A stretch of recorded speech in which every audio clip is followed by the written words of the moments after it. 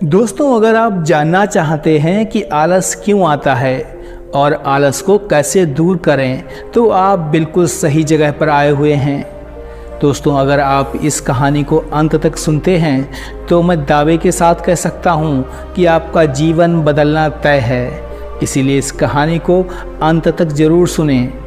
तो बिना समय गवाए चलिए जानते हैं कि आलस क्यों आता है और आलस को कैसे दूर कर सकते हैं। दोस्तों, किसी ने बड़ी ही सुंदर बात कही है, आलसी वही है जिसके जीवन में कोई लक्ष्य नहीं है, जो जीवन को जीना नहीं चाहता, काटना चाहता है। दोस्तों, इस छोटी सी कहानी के द्वारा आप जानेंगे कि कैसे आलस आपके जीवन पर हावी हो जाता है और कैसे आप उसे अपने जीवन से बाहर निकाल सकते हैं। तो चलिए कहानी की शुरुआत करते हैं। एक बार एक गांव में एक नौजवान लड़का था। वह बहुत ही आलसी था। उसी गांव में एक महात्मा आए हुए थे। महात्मा बहुत ही ज्ञानी पुरुष थे। वह लोगों की समस्याओं का समाधान कर दिया करते थे। वह लड़का भी उन महात्मा के पास जाता है और उनसे पूछता है, महात्मा जी, मुझे इतना आलस क्यों आता है? फिर वह महात्मा जी थोड़ा मुस्कुराते हैं और उस लड़के को उत्तर देते हुए कहते हैं कि आलस आने के दो कारण हैं। पहला कारण यह है कि जीवन में कोई बड़ा लक्ष्य न होना, और दूसरा कारण है कि हमारा मन और शरीर कैसे काम करता है इसकी समझ न होना। जिसके जीवन में कोई बड़ा लक्ष्य नहीं है, उसके जीवन से आलस जा ही नहीं सकता। मान लो कि अगर तुम ध्यान करना चाहते हो तो यह तुमसे कभी भी ध्यान करने के लिए मना नहीं करेगा। यह तुमसे कहेगा कि ध्यान करना ब्रह्म मुहूर्त में अधिक अच्छा रहता है। अब न तो तुम ब्रह्म मुहूर्त में उठ पाओगे और न ही तुम ध्यान कर पाओगे। यह तुम्हें धन कमाने के लिए भी कभी मना नहीं करेगा, लेकिन यह तुमसे कहेगा कि धन ही सब कुछ नहीं होता, और यह कभी भी तुम्हारा विरोध नहीं करता, बल्कि यह तुम्हें मूर्ख बनाता है। और कमाल की बात यह है कि तुम मूर्ख बन जाते हो। फिर वह लड़का उन महात्मा से पूछता है कि फिर इसका समाधान क्या है महात्मन? महात्मा उस नौजवान व्यक्ति से कहते हैं, जो यह तुम्हारे साथ कर रहा है वही तुम इसके साथ करो। यानी तुम्हारा मन तुम्हें मूर्ख बना रहा है, तो तुम भी उसे मूर्ख बनाओ। जब तुम्हारा मन तुम्हें कहेगा कि कुछ देर सो जाता हूँ, उसके बाद काम करूँगा, तो तुम उससे कहो कि कुछ देर क्यों, बहुत देर तक सोऊंगा, लेकिन उससे पहले काम पूरा करूँगा। तुम्हारा मन तुमसे कहेगा आज स्वादिष्ट भोजन खाऊँगा, तो तुम उससे कहो कि स्वादिष्ट क्यों, अति स्वादिष्ट भोजन खाऊंगा, लेकिन उससे पहले 1 घंटा व्यायाम करूंगा। फिर वह व्यक्ति उस महात्मा से पूछता है, लेकिन कब तक मैं अपने मन को मूर्ख बनाऊं? महात्मा जी फिर उससे कहते हैं कि जब तक तुम अपने आलस से मुक्त रहना चाहते हो, तब तक तुम्हें अपने मन को मूर्ख बनाते रहना होगा।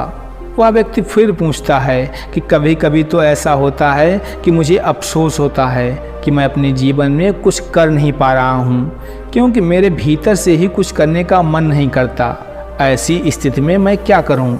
वह महात्मा जी इस व्यक्ति से कहते हैं, मन को तो तुम मूर्ख बना सकते हो, लेकिन शरीर को तुम्हें समझना होगा। हमारा शरीर चलता है भोजन से, और अगर तुम मरा हुआ भोजन खाओगे तो तुम्हें ऊर्जा कैसे देगा?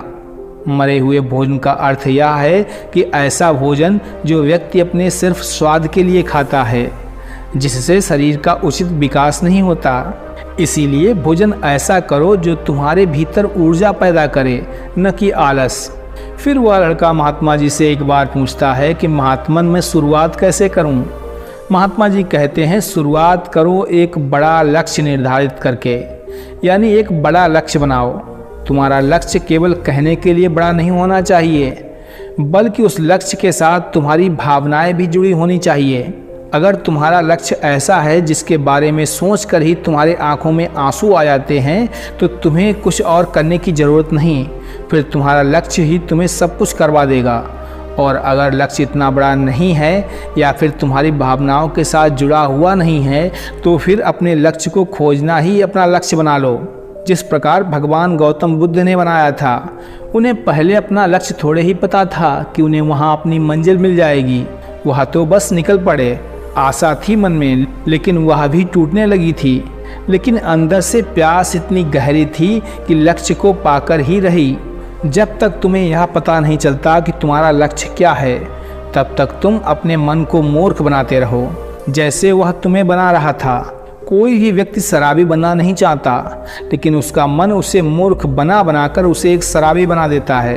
कोई भी व्यक्ति चोर बनना नहीं चाहता, लेकिन यह मन उसे बार बार मूर्ख बनाकर उसे एक चोर बना देता है। एक बात को तुम हमेशा याद रखना कि जब तक तुम बुद्धि से ऊपर उठकर बुद्ध नहीं हो जाते, तब तक तुम्हारे पास दो विकल्प हैं। या तो तुम अपने मन के द्वारा मूर्ख बनो या तुम इसे मूर्ख बनाओ। बीच का कोई रास्ता नहीं है। अगर तुमने अपने मन को मूर्ख बनाना बंद कर दिया तो यह मन तुम्हें मूर्ख बनाना प्रारंभ कर देगा। फिर वह नौजवान कहता है कि यह तो बड़ा आसान है, मन को मूर्ख बनाया जा सकता है। यह सुनकर महात्मा मुस्कराए और कहने लगे, यह आसान भी तुम्हारे मन को ही लग रहा है। यह मन कब और कैसी चाल चलेगा, उसके लिए तुम्हें जागरूक रहना पड़ेगा। अपनी जागरूकता को बढ़ाओ और जागरूक व्यक्तियों के साथ रहो, या फिर अपने खुद के साथ समय बिताओ। अगर तुम आलसी व्यक्तियों के साथ रहोगे तो तुम भी आलसी होगे, और अगर तुम ऊर्जावान लोगों के साथ रहोगे तो तुम भी ऊर्जावान बनोगे। फिर वह लड़का महात्मा जी से कहता है कि मुझे अपने मन को मूर्ख बनाना अभी और इसी वक्त शुरू कर देना चाहिए। महात्मा कहते हैं कि हाँ, सही कहा तुमने। सही समय की प्रतीक्षा करना भी इसी मन की एक चाल है। इसीलिए अभी और इसी वक्त से काम पे लग जाओ। वह लड़का महात्मा जी की बातें अपने जीवन में उतार कर अपने गांव का एक सफल व्यक्ति बनता है, वह भी बहुत ही कम समय में। दोस्तों, जो लोग इस कहानी को सुन रहे हैं, क्या आप भी सही समय का इंतजार कर रहे हैं या फिर इसी समय को सही मानने की ठान चुके हैं? यह हमें कमेंट बॉक्स में कमेंट करके अवश्य बताएं। दोस्तों, आज की कहानी आपको कैसी लगी और इस कहानी से आपको क्या सीखने को मिला, यह हमें कमेंट करके ज़रूर बताएं। साथ ही अगर आपको यह कहानी पसंद आई हो तो अपने दोस्तों के साथ इसे अवश्य शेयर करें। कल मिलते हैं एक नई कहानी के साथ, तब तक के लिए नमस्कार।